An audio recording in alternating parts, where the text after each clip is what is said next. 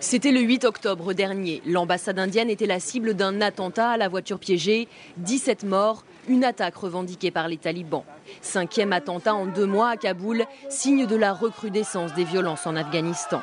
Cette semaine, une cérémonie pour les soldats afghans tués au combat a eu lieu à Kaboul. L'OTAN était présent.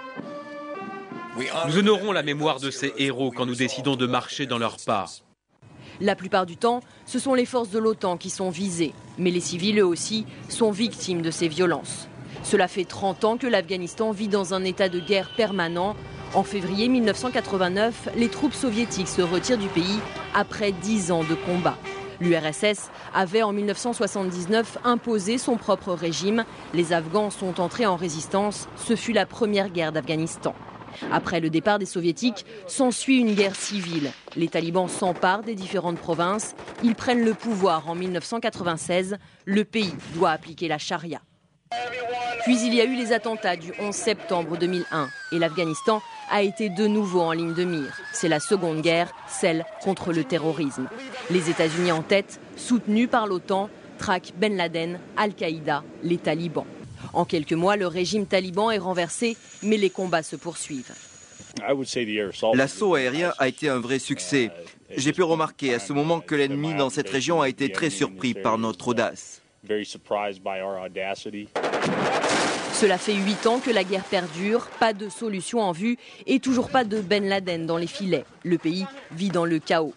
Politiquement, Hamid Karzai est élu une première fois en 2004. Nouvelle présidentielle en août dernier. Aujourd'hui, à Kaboul, on attend les résultats définitifs de l'élection.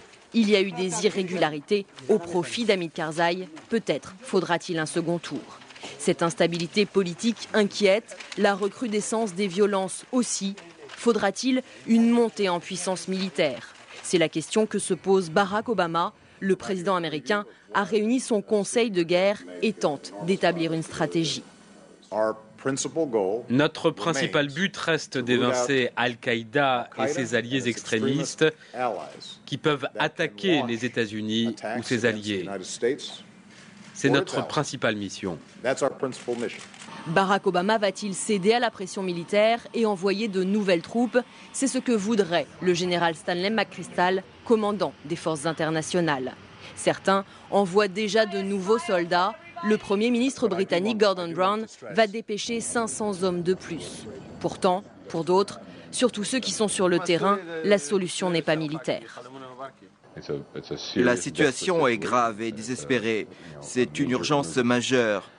J'essaie de tout mettre en contexte de telle sorte que les gens, qu'ils approuvent ou non notre présence là-bas, puissent au moins comprendre.